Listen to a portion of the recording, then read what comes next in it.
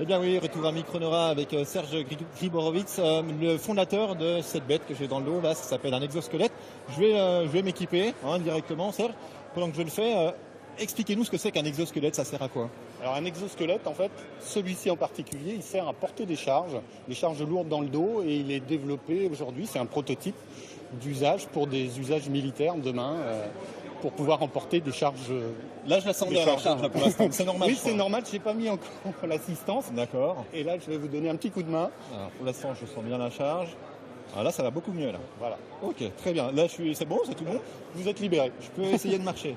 Voilà. Alors la marche, qu'est-ce qu'il faut? Les consignes, alors imaginons que je sois un militaire sur le terrain avec des dizaines de kilos d'armement. Voilà, alors déjà c'est une machine qui est dédiée pas pour être au front, c'est plutôt pour faire de la logistique arrière, pour amener de la base logistique aux bases avancées.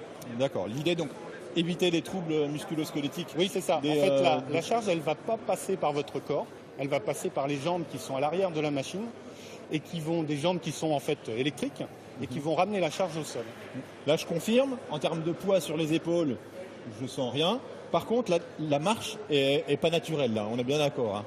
Tout à fait. Alors, c'est un prototype, on est en phase de développement, donc on a encore quelques mois ou quelques années de travail pour rendre fluide tout cet élément-là, pour suivre au mieux votre volonté, votre intention.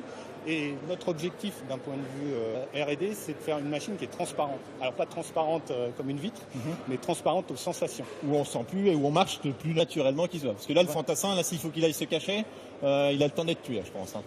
Là, c'est pas naturel. Voilà, je vous charrie un petit peu. Là, j'ai 12 kilos sur le dos. Voilà, plus la machine qui fait dans les 15 kilos. Voilà, donc là, je sens rien et on peut charger bien plus. Oui, on peut charger en fait jusqu'à 60 kilos de charge utile à l'intérieur.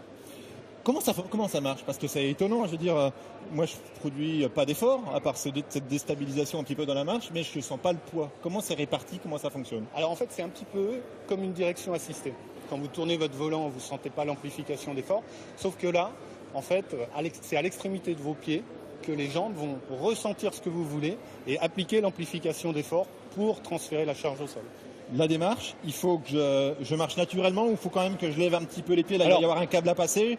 Bon, je vais lever les jambes pour passer par-dessus. Tout à fait, parce qu'aujourd'hui, vous le voyez au niveau des chaussures, on a plutôt des pieds qui sont un petit peu larges, qui ressemblent un peu à de la robotique, mais demain, dans la version suivante, tout sera intégré dans la chaussure.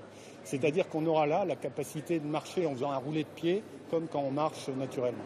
Micronora, pour vous, c'est l'occasion de venir justement chercher des marchés. Vous venez vendre, c'est un prototype, vous venez le vendre, trouver des partenaires qui vont cofinancer? C'est à la fois du partenariat.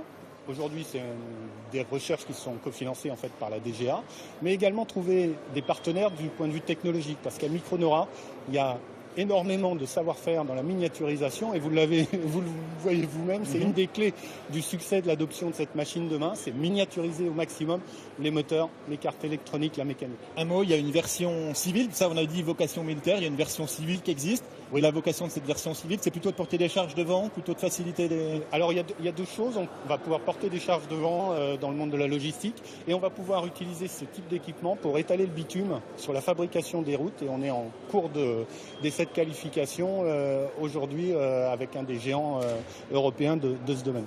D'accord, merci beaucoup pour toutes ces précisions. Merci. Moi, je vais continuer un petit peu à faire mon petit tour. Il y a un direct encore à midi tout à l'heure. Je vais continuer à m'entraîner. C'est pas très naturel, mais on revient surtout dans une dizaine de minutes pour vous montrer des choses encore étonnantes ici.